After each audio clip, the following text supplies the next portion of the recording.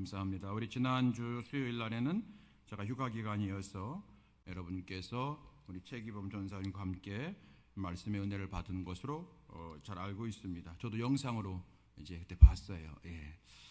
자, 오늘 이제 에베소서 그래서 이제 5장 15절부터입니다. 우리가 지난주에는 다른 말씀을 보셨을 것이고요. 그리고 지지난주에 5장 1절로 14절까지 말씀을 읽었었거든요. 오늘 이제 15절부터 33절까지 말씀인데 제목입니다. 성령 충만한 성도의 모습입니다. 주보에 칸이 작아서 모습은 뺐거든요. 다 같이 해볼까요? 성령 충만한 성도의 모습. 시작. 성령 충만한 성도의 모습. 이런 말이죠. 성령 충만하다고 하는 증거가 뭡니까? 이런 거예요. 성령 충만, 그런 말씀 함께 나누고자 합니다. 여러분께서 성령 충만 그러면 뭐 한두 마디로 정확하게 이거야, 성령 충만은 이런 거야 라고 여러분께서 말씀하기가 좀 어려우실 거예요. 한두 마디로 정확하게. 그런데 대략은 아셔요. 대략은 성령 충만한 것은 이런 거야 라고 대략은 아시죠. 그래서 오늘 성령 충만한 성도의 모습은 어떤 모습일까 하는 그런 제목의 말씀으로 함께 풀어가고자 합니다. 여러분, 우리가 에베소서 말씀을 보고 있어요. 에베소서는 6장까지 있어요. 1장부터 6장까지 있습니다. 에베소서는 어떤 성경입니까? 에베소서는 우리가 보통 그렇게 말하잖아요. 옥중서신이다. 사도 바울이 감옥에서 쓴 성경이 몇 가지 있는데 그 중에 한 가지가 에베소서. 그래서 에베소서는 옥중서신이다. 감옥에서 쓴 성경이다. 옥중서신. 많이 들어보셨죠? 그럼 에베소서의 내용이 어떤 내용일까 하는 거예요. 크게는 첫 번째입니다. 신령한 복을 기억하라. 그러니까 하나님의 은혜가 얼마나 큰지를 알라는 거예요. 찬송하리도 하나님 우리 주 예수 그리스도의 아버지께서 그리스도 안에서 하늘에 속한 모든 신령한 복을 우리에게 주셨다. 신령한 복. 세상 사람들이 말하는 복도 있지만 그런 복이 아니라 신령한 복. 그러니까 신앙적인 복. 하나님만이 줄 수 있는 복. 그래서 하나님 아버지로부터 받은 복, 예수님으로부터 받은 복, 성령님으로부터 받은 복이 있다. 함께 하면 신령한 복이다. 여러분, 첫 번째 에베소서에서 말하는 것은 우리는 신령한 복을 받은 자이다 하는 거예요. 두 번째는 어떤 이제 내용이냐면, 많은 내용이 있지만 중심이 뭐냐면 교회가 뭔지를 알려주는 것이 에베소서예요. 우리가 보통 그냥 교회는 교회 건물, 이게 교회구나. 그래서 명함께 어디 있어요? 그러면 저기 있어요. 이렇게 얘기하면 저 위치를 얘기하는데 에베소서는 뭐라고 말하냐면 교회는 그의 몸이니 만물 안에서 만물을 충만케 하시는 이의 충만이니라. 에베소서 1장 23절 말씀. 만물 안에서 만물을 충만케 하시는 이의 충만이라. 무슨 말이냐면 예수님이 이 세상의 만물을 충만하게 하시는 것인데 그 충만하게 하심의 엑기스가 어디냐? 교회라는 거예요. 교회는 어디냐? 교회는 뭐냐? 예수님의 몸인데 하나님의 축복이 가장 아주 집약적으로 있는 곳이 교회다. 먼저 이 말씀이에요. 그리고 또 한 가지 교회에 대해서 뭐라고 말씀하냐면은 너희도 성령 안에서 하나님의 거하실 처소가 되기 위하여. 여러분, 하나님이 거하실 처소가 어디예요? 교회잖아요. 하나님의 전. 그러므로 너희도 성령 안에서 하나님이 거하실 처소가 되기 위하여 그리스도 예수 안에서 함께 지어져 가느니라. 그렇구나. 교회는 이 건물이 교회가 아니라 예수님이 계신 곳이 교회구나. 두 번째는 우리가 교회구나. 우리 자신이 교회다. 그래서 우리가 다 지금 부족하지만 여러분 공사 중 기억나시죠? 우리 다 함께 지어져 가는 과정이라는 거예요. 여러분, 이 교회가 이런 것이 교회임을 알면 우리가 함부로 교회를 비판할 수도 없고 비난할 수도 없는 거예요.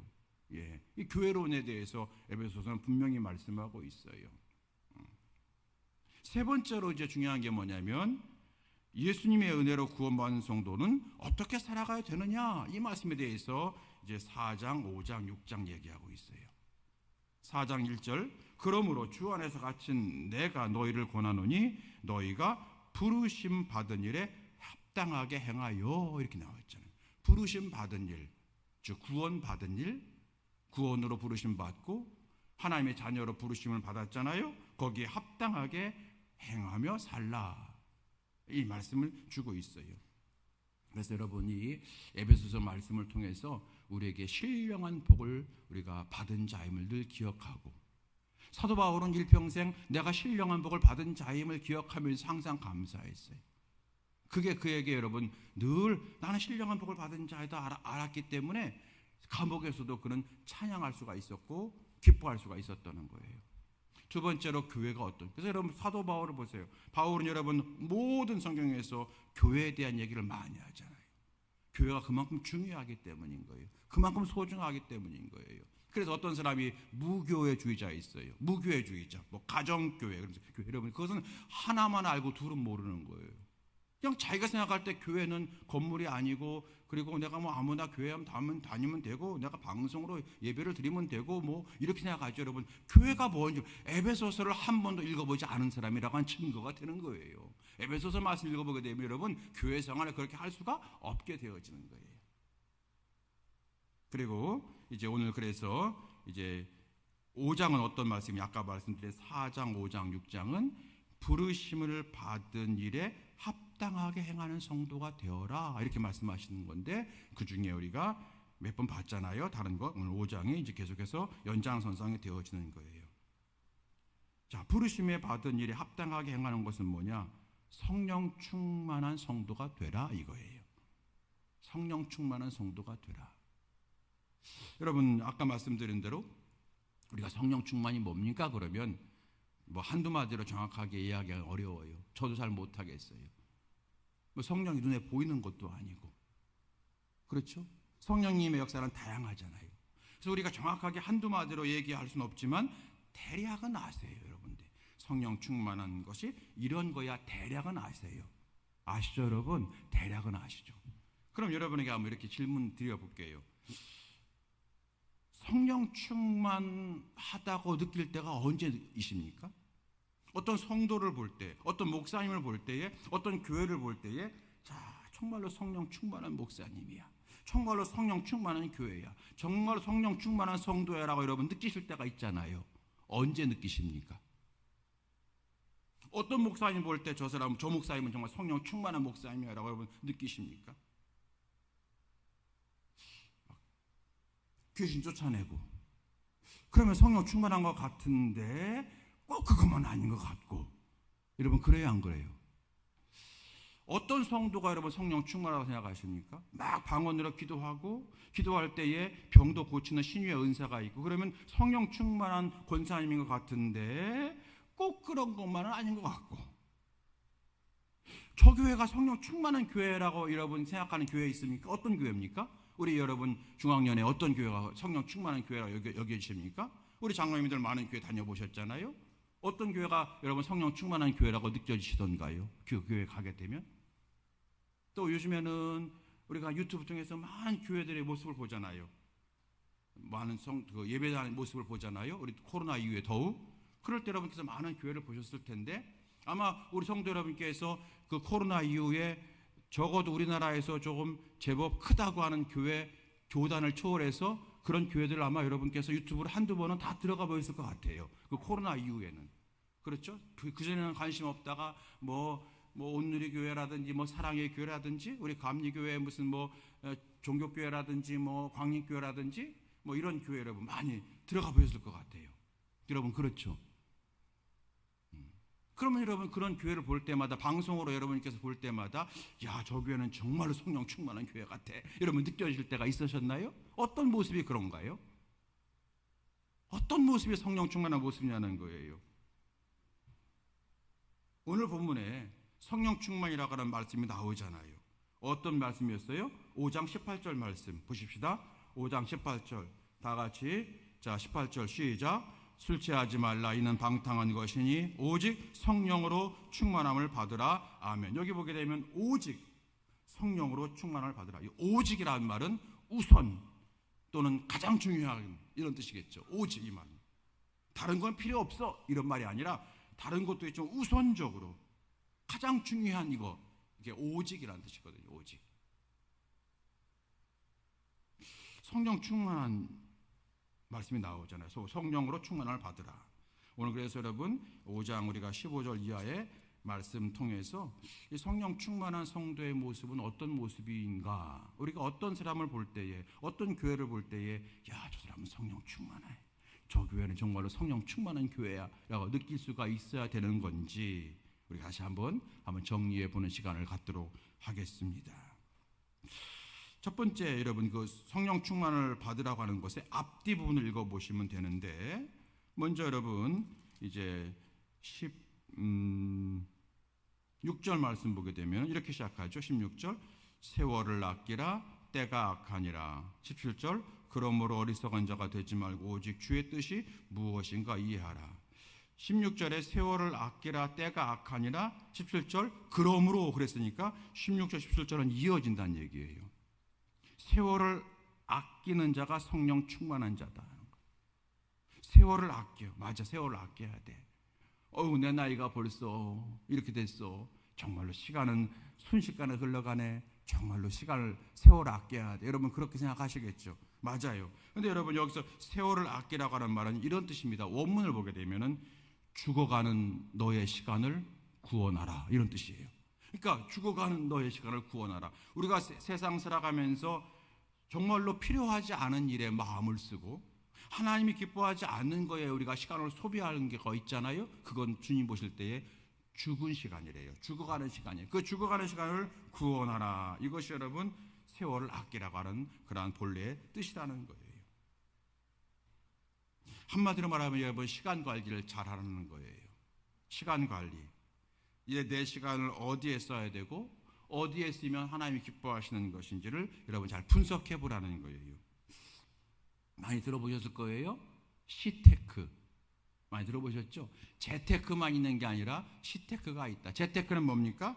내가 가지고 있는 물질을 어디에 어떻게 써야 되고 어떻게 저축하고 그래서 더 많이 내 물질을 내가 낭비하지 않을 수 있는가, 더 증가시킬 수 있는가, 이게 여러분 재테크잖아요. 그래서 재테크 그러면 뭐 부동산에 투자하기도 하고 뭐 주식에 투자하기도, 이거 다 여러분 재테크하는 방법이잖아요. 이 나의 물질을 더 풍요롭게 하기 위해서 재테크 여러분 필요해요.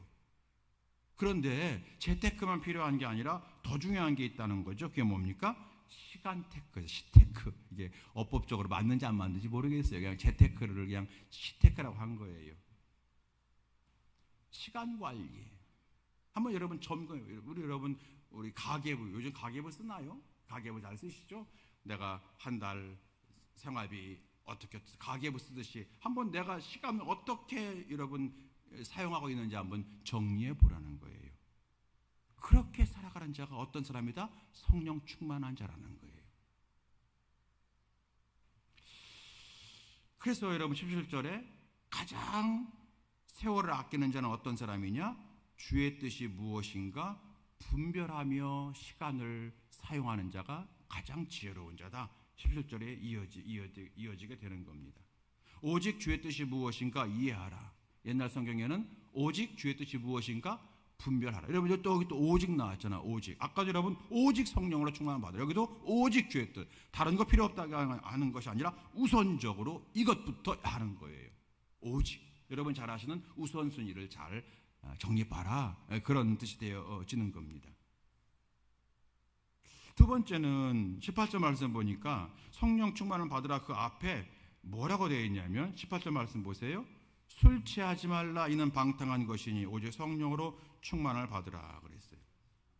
술 취하지 않는 성도가 성령 충만한 성도래요. 근데 여러분 물론 여기서 왜 술을 얘기했냐면 그 당시 에베소 교회 교인들 가운데서는 교회에 다니면서도 술에 취해 사는 사람들이 많이 있었단 얘기예요, 없었단 얘기예요? 있었단 얘기예요.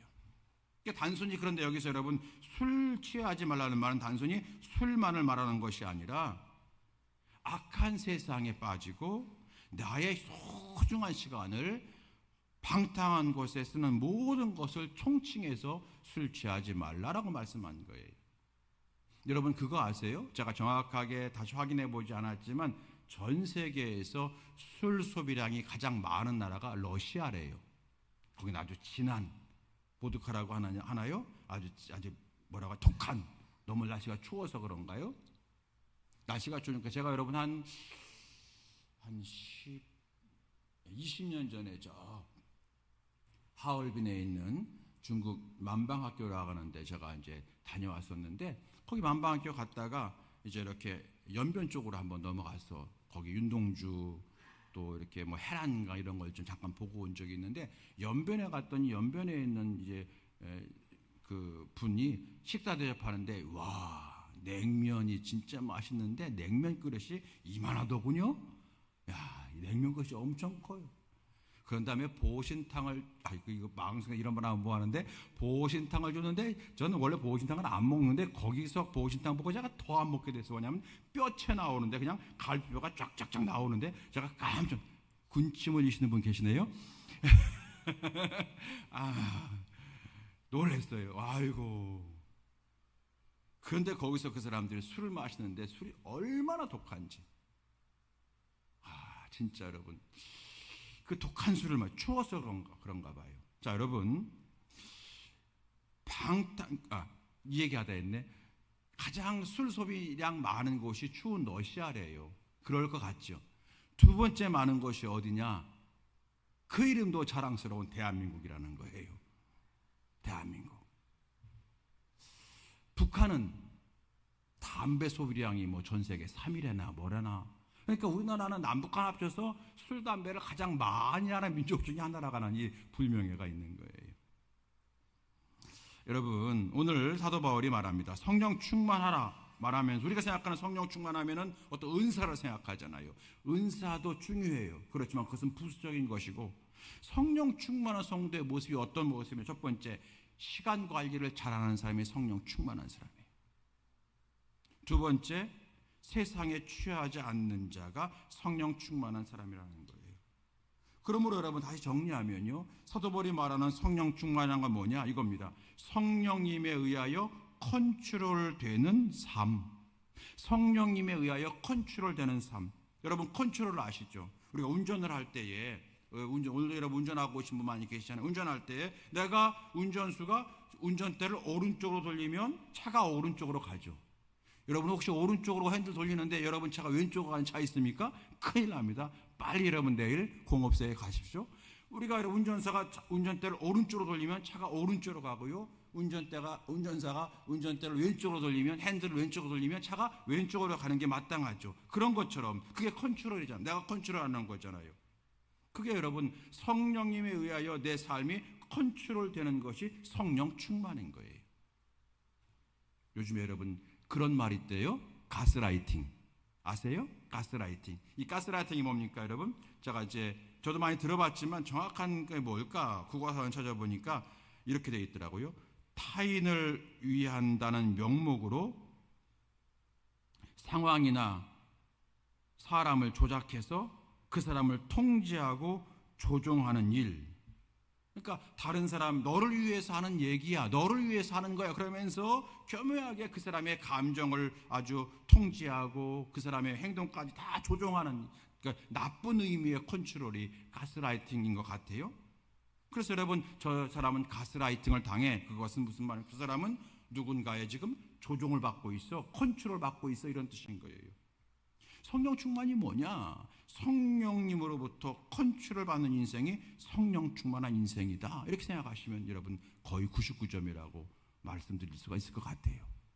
자, 성령 충만이 뭐라고요? 성령님에 의하여 컨트롤되는 인생이 되는 것. 이게 성령 충만이에요. 정확하게 저도 여러분도 아시게 되죠. 성령 충만 그러면 우리가 정확하게 말을 못하지만 대략 뭔지는 알지만 다시 한번 정리할 때 성령 충만이 뭐냐? 성령님으로부터 컨트롤 받는 인생이 되는 것이 성령 충만한 인생이 되어지는 겁니다 하는 거예요. 그러면서 여러분 19절 이하의 말씀은요, 성령 충만한 성도의 모습을 우리에게 19, 20, 21절이 나와 있는 거예요. 19, 20, 21절 보십시다. 자, 성령 충만한 모습이에요. 우리가 설교 오늘 제목이 성령 충만한 성도의 모습은 어떤 모습이냐는 거예요. 자, 그럴 때에 정답입니다. 19, 20, 21절. 자, 시작. 시와 찬송과 신령한 노래들로 서로 화답하며 너의 마음으로 주께 노래하며 찬송하며 범사에 우리 주 예수 그리스도의 이름으로 항상 아버지 하나님께 감사하며 그리스도를 경외함으로 피차 복종하라. 아멘. 여기 보게 되면 여러분 19절의 단어 하나, 20절의 단어 하나, 21절의 단어 하나를 뽑아낼 수가 있어요. 19절의 단어 하나 뭡니까? 찬송하며. 20절의 단어 뭡니까? 감사하며. 21절의 단어 하나 뭡니까? 복종하라. 자, 여러분 찬송하며 감사하며 서로 복종하라 이거예요. 자, 이게 여러분 성령 충만한 성도가 어떤 사람이에요? 야, 저 목사님은 성령 충만한 목사님이요. 여러분 그럴 때 어떤 사람이라고요? 어떤 목사님이라고요? 늘 하나님 앞에 찬양하며 하나님 앞에 감사하며 성도를 만날 때마다 가족을 대할 때마다 피차 복종하는 모습을 보일 때 저 목사님은 어떤 목사님이다? 성령 충만한 목사님이다. 어떤 교회가 성령 충만한 교회예요? 내가 그 교회 가니까 하나님을 향한 찬양이 너무너무 뜨거워. 그리고 하나님과 감사합니다, 감사합니다. 매일 감사의 소리가 가득한 교회예요. 그리고 성도 간에 서로 복종하고 있어. 그러면 그 교회 어떤 교회라고요? 성령 충만한 교회라는 거예요. 은사도 중요하지만 여러분 은사만 가지고 말할 수 없어요. 우리가 알고 있잖아요, 여러분. 자기 은사 자랑하다가 자기 인생 망치고 교회 망치는 경우가, 심지어 이단으로 빠지는 경우가 허다하잖아요. 성령 충만한 모습을 우리에게 보여주고 있는 거예요. 주님께서 이렇게 말씀하셨잖아요. 기도해라. 그러면서 아무리 악한 아비가 있어도 자식에는 좋은 걸 줄 줄 알거든. 하나님이요, 하늘아버지께서 너희에게 가장 좋은 거 주시지 않겠느냐? 그러면서 여러분 누가 보면 가장 좋은 것은 뭐예요? 성령 충만이라고 되어 있잖아요. 그러니까 하나님이 우리에게 가장 원하는, 주시고자 하는 가장 좋은 것이 뭐라고요? 성령 충만이라는 거예요. 그리고 내가 성령 충만하면 우리는 인생에 승리한다는 거예요. 그럴 때 성령 충만 너무 어렵게 생각하지 마시고 오늘 에베소서 말씀을 통해서 배우는 거 세 가지, 찬송하며 감사하며 복종하는 거, 이게 여러분 성령 충만한 성도의 모습이라는 거예요. 하나님을 향한 찬양이 넘치고 내 마음에 하나님께 대한 감사가 넘치고 성도 간의 복종, 즉 여러분 복종이라면 조금 불편합니까? 서로 섬김이 있는 그러한 모습들, 이게 여러분 성령 충만한 모습이 되어지는 거고요. 그리고 놀라운 사실은 우리가 이 찬송과 감사와 섬김이 가득할 때 더욱 성령 충만이 더 가득하게 되어진다는 겁니다. 성령 충만한 사람의 세 가지 특징 한번 정리합시다. 첫 번째 뭐예요? 찬송. 두 번째 뭐예요? 감사. 세 번째 뭐예요? 복종이에요. 복종을 이제 바꿉시다. 너무 복종하면 좀 이상해. 섬김. 자, 그러면서 22절 이하의 말씀은 성령 충만한 모습 가운데 21절 그리스도를 경외함으로 피차 복종하라, 이 말씀 있잖아요. 복종하라, 섬기라, 이 말씀의 실제적인 예를 22절부터 6장 9절까지 쫙 기록되어 있는 거예요. 22절부터 33절까지는 어떤 말씀이냐면 남편과 아내 간의 성령 충만한 모습, 6장 1절로 4절까지는 자녀와 부모 간의 성령 충만한 모습, 그리고 5절부터 6장 9절까지는 직장에서 성령 충만한 모습, 이렇게 보여주고 있는 거예요. 이해되시겠죠, 여러분? 그 모습인 거예요. 그래서 여러분 오늘 말씀 보게 되면 특별히 아까 22절 이하의 말씀 읽으실 때에 아내들이여 자기 남편에게 복종하기를 주께 하듯 하라, 그럴 때 우리 여자 성도 여러분 조금 마음이 불편한 분이 있었을 것 같아요. 남편에게 복종하라 하는 말도 조금 거시기한데 그걸 예수님께 복종하라고 하라니 도대체, 좀 불편한 분 있으셨습니까? 아니면 그냥 생각 없이 읽으셨어요? 지금 읽어보니까 열받죠? 화나죠? 섬기라는 거예요. 섬겨라. 그런데 여러분 남편들에게 똑같이 말씀하고 있잖아요. 남편들도 괜히 여러분 우쭐할 필요 없는 게 28절 말씀, 이와 같이 남편들도 자기 아내 사랑하기를 자기 자신과 같이 할지니 자기 아내를 사랑하는 자는 자기를 사랑하는 것이라. 여러분 세상에서 제일 중요한 게 나잖아요. 나 자신이잖아요. 내가 잘 돼야 여러분 자녀가 잘 되는 것이고, 내가 기분 좋아야 여러분 세상에서도 여러분 기분 좋게 살아갈 수 있는 거고, 그렇죠. 내가 잘 돼야 돼. 그런데 내 자신을 사랑하는 것만큼 아내를 사랑하라는 거예요. 여러분 이 말씀이 뭐예요? 서로 뭐하라? 섬기라. 이게 성령 충만한 모습이라는 거예요. 물론 실질적으로 여러분 이 말씀대로 부부간에 살아가는 것이 말처럼 쉽지는 않아요. 첫 번째, 아내를 남편을 복종하고 남편에게 복종하라고 하는 건 존경하라는 얘기인데, 남편들이 존경받을 만한 짓을 해야지. 짓이라고 해서 죄송합니다. 남편 노릇 못하는 남편들이 많이 있단 말이에요. 그럴 때 어떻게 해요, 여러분? 또 여러분 남편들도 할 말이 있죠. 아내 사랑하기를 자기 자신 사랑하라고 했는데 여러분, 내 아내가 정말 내게 사랑받을 만한 아내가 되지 못하는 경우가 있거든요. 예를 들어서 막 사치한다든지 막 그냥 벌어다 준 돈 가지고 엉뚱한 데 써가지고 다 없앤다든지, 여러분 그러면 이거 사랑하기가 쉽지가 않다는 거예요. 그런데 여러분 이렇게 결론을 내려볼게요. 주님이 하신 말씀이니 한번 해보는 것이 어떨까요? 주님이 말씀하신 거니 한번 해보면 어떨까요?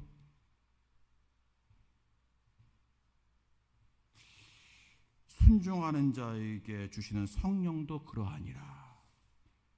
사도행전 5장 30절 말씀.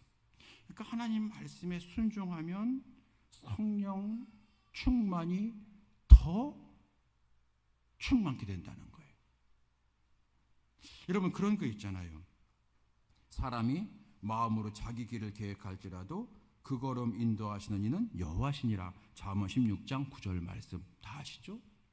그런 말씀이잖아요. 인생 내 뜻대로 되더라 안 되더라? 안 되더라.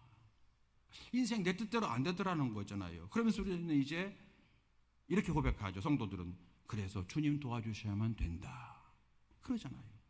동의하실 줄로 믿습니다. 여러분 그럴 때 내 인생의 경영자, 내 인생의 운전자를 내게서 하나님께 한번 맡겨보자는 거예요. 근데 그 하나님이 내게 말씀하시는 것이 뭡니까? 성령 충만한 성도가 돼야 돼. 그러면서 첫 번째, 찬양하고 감사하고 피차에 섬기는 사람이 한번 돼봐. 부부간에도 한번 피차에 섬겨보라는 거예요. 여러분 다음 주에 볼 6장 1절로 4절까지 말씀해도 부모와 자녀도 서로 섬겨보라는 거예요. 그리고 여러분 5절부터 9절까지 직장에서도 내가 선배이고 후배이고 관계없이 내가 여러분 뭐라 할까요? 상전, 여기 상전이죠. 우리 말하면 뭐라 할까요? 우리도 똑같이 상전을 해야 되나요? 하여튼 뭐 상전이고 내가 사장이고 부하 직원이도 관계없이 서로 한번 섬겨보라는 거예요. 이게 쉽지는 않아요, 여러분.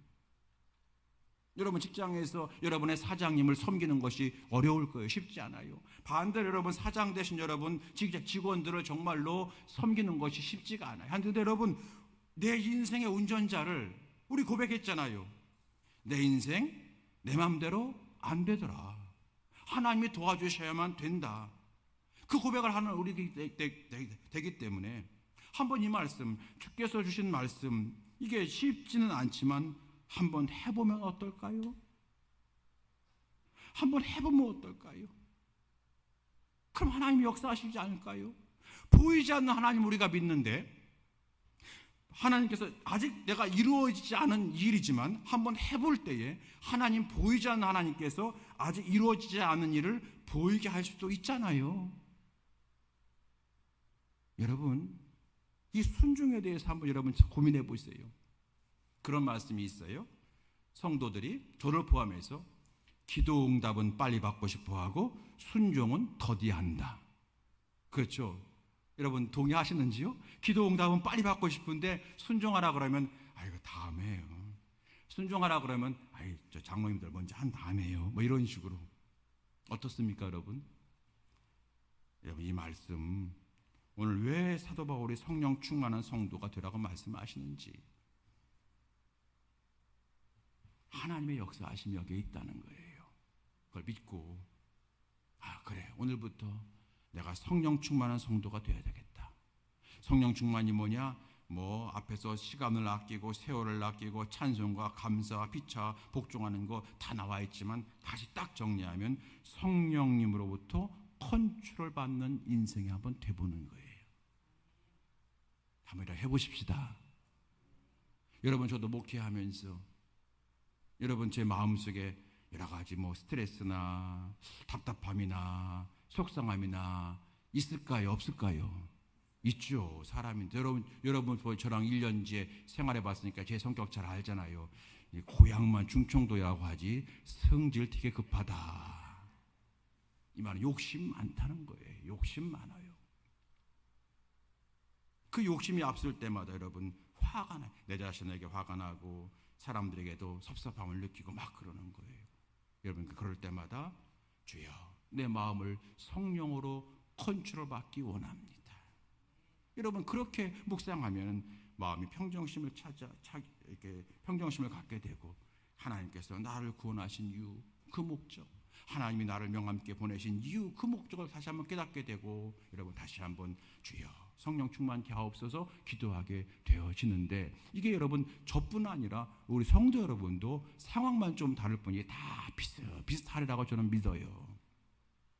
여러분 오늘부터 우리 명함교회는 성령 충만한 교회가 더욱 되어지게 되기를 주의 이름으로 축원합니다.